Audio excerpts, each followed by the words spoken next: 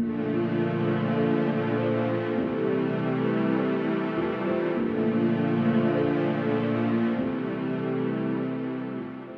guys, good morning. I'm gonna share with you my newest project. I'm so excited to start playing, but I can't yet because buildings are not done, sims are not done. There's still a lot of work to be done, but I just wanted to share the progress so far with all of you. And oh, I'm so excited to start playing. It's gonna be so much fun when all the sims meet each other and gonna have a fresh start in this completely clean neighborhood. I've started this in November, December 2020. I was sick, and during quarantine lockdown I had to stay inside. Couldn't go anywhere, not because of COVID, but something else. And yeah, I felt like playing The Sims 2 again, and I've been playing that since 2004, on and off again. Sometimes a few months in a row, and then maybe I won't touch it for an entire year. But yeah, during those times I really felt like playing The Sims 2 again. But before I started, I watched a few YouTube videos, because apparently I wasn't the only one who really found the The Sims 2 fever in 2020. And I found a few people that are really passionate about the game, and have found new ways of playing and all the new downloads, and I had so much fun discovering, not even playing, but discovering everything that had happened since the last time that I checked and played The Sims 2. During that time I found Cindy from Pleasant Sims, and she really inspired me to start playing rotationally. And it's something that I've never done in the way that she does, but when I first started playing The Sims in 2004, I never really played the Maxis families or the neighborhoods. The first thing I did was, I mean, I played them a little bit, but not really that far. First thing I did was I made my own custom neighborhood, and I made 4 of my own families. Of course I used the NPCs that were there and all the Maxis, Downies and stuff, but the main characters and the main storyline were my own Sims. So I started with 4 families. I figured there are 4 skin tones and 4 hair color, eye colors, everything. So I made 4 sets of DNA, and that's how I started my 4 families. And they never really well, I thought it would be fun, since I had played The Sims 1, and I can still remember playing The Sims 1 and never getting to the part where you could really progress the story. Kids were always kids, and that stuff. So when I heard about The Sims 2 and the DNA and the story progression and the ability to really see your Sims through the generations, that was so much fun to me. That was the whole idea behind my 4 original families. So you had 1 red-haired family, 1 blonde family, 1 black-haired family, and 1 brown-haired family. Really simple.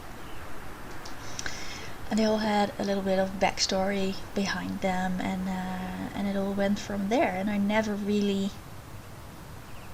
stopped playing those 4 families. Of course, we're in the 5th or 6th generation right now. I have a few thousand Sims. I lost track. Everything got really complicated with the family trees, because you don't want the Sims to marry their own relatives, even if it's down the line 3 or 4 generations. It still felt a little weird, so I always try to avoid that. And in all those generations, the 4 main families, they never really crossed paths marriage-wise. I mean, there might have been a little bit of romance when they were teenagers, but I never let them marry someone in their own family tree. So even when the game doesn't recognize them as relatives anymore, I still did. So that's been a little bit of a puzzle. When I say a little bit, it's a big puzzle. So of course I'm really attached to those Sims. I've been playing them for 17 years, and all their stories and stuff, it's really been with me through even my growing up. So I've never really been able to say goodbye to that neighborhood, even though there has been some corruption. There are bugs here and there. I have to spend a lot of time in SimPE to fix stuff, to make sure that I can play again. Sometimes a house becomes unplayable, even though I've spent so much time decorating it and they've been living there for, well, maybe a few generations even. And then I just have to move them out because the lot doesn't work anymore. So it's stuff like that that sometimes gets really annoying, but I've always went on with it. You fix it, you move on, you make it part of the story, and it kind of grows from there. So when I heard about the way, well, like I said, when I got really excited about the way Cindy plays, she really inspired me to start a fresh Neighbourhood. And that's what I really wanted to do from then on. So that's what I started, and I'm gonna extract a few of the Sims from the old Neighbourhood, because during the process of finding out how everything works and all the new downloads and all the default skins, the new mods, so much stuff that has been done over the years, and it's so fun to see how much love there is for this game, even after all these years. I always thought I was the only one. I'm the crazy one, still playing The Sims 2 in her 30s and still loving such an old game this much. There are a lot of other games to play, and I played those too, but I always come back to The Sims 2. I never really said goodbye to it. So it was really fun to find those people online that have the same passion and love, and sometimes even more, I think, for for this game. Really, really inspiring. So yeah, like I said, Cindy Pleasant Sims really inspired me to start playing rotationally again, and that made me do two things around Christmas, actually, last year. I made a plan to play rotationally with all the families in the old Neighbourhood, and I kind of went back into the puzzle to see who would be able to marry who and who would be really left out, because there were too many Sims in the same family tree. And I chose a few Sims that I could extract from that neighborhood and put them into this neighborhood. And in the storyline, because I had to have a storyline, I cannot just do things like these without a story. So the story is that they got bored in Simsville, which is my old neighborhood, and they moved out. They moved somewhere else, and they're gonna start a new life in Cherryblossom Springs. So their family tree will end in the old neighborhood, and we'll have a clean start in a new neighborhood. Of course, they won't have their families and their relations and all the memories and stuff, which is gonna be something I'll just have to deal with. But I'm gonna tell you about their backstory and share a little bit of where they came from once we get started here. And so that's what I did. Because when I first started playing the old neighborhood, like I said, I had those four families in the first generation, and I used to play a few days in the first household and a few days in the second household, and then when I felt like it, I went to the third household. But I always made sure that the ages and mostly the ages of the kids kind of lined up, and I didn't let them grow up until the rest of the generation was around the same age and also could grow up. So that was all fine and a really fun and workable way to play, especially in the first generation. And in the first generation, all of the four families had two kids, a boy and a girl, to make it simple. I really want to go back to that simple approach. But in the second generation, there were 8 families, because they all had 2 kids, and I made partners for every single one of them. So I looked at the kids and I made a partner that I found fitting for them with the same DNA. Yeah, so there were 8 families in the second generation, plus the 4 households from the first generation makes 12 households, and that all kind of worked out. I used, like I said, I didn't really exactly play like Cindy did with an Excel sheet and stuff, but I used to play a few days in one household, a few days in the other, and then line up the ages. There were actually, within the third generations, there were 4 groups of teenagers that all went to school at the same time and stuff like that. And I did the same thing for partners as I did in the second generation. What I did was I made fitting partners for every single kid that was in the third generation. But by the time they grew up and it was time to start their adult life, the expansion came out, or I bought the expansion for university life. So they all went to university. They met new Sims that weren't mine. And well, they didn't really stick to my plan. They found Sims that they found attractive, and they married other Sims. So I was left with the set of preset partners that I made, which all had a little bit of a backstory, a little bit of a family, and I couldn't really say goodbye to them because I had already started playing them, I grew attached to them, they had a story. So what I did was I also sent them to university, and they all found different partners, and I made a lot of dorms, which created a lot of extra university NPCs. So you can guess where this story is going.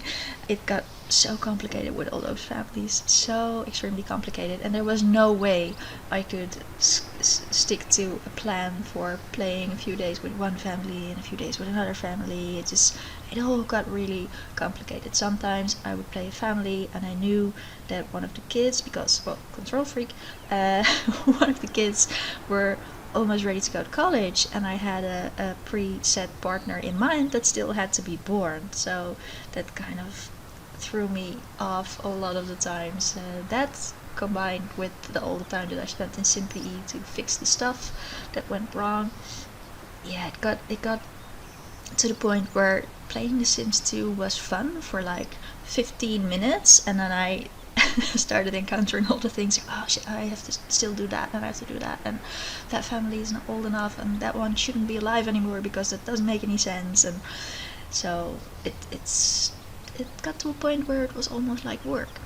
And finding the rotational gameplay, it just made sense, because that way I like structure, and I like routines and stuff like that. So it's totally up my alley, and the way she plays, it's just, why have I never thought of that before? It's so much the way I approach stuff. And so yeah, that was really fun discovering that. And I managed to get all of the households in some kind of a logical order to play them.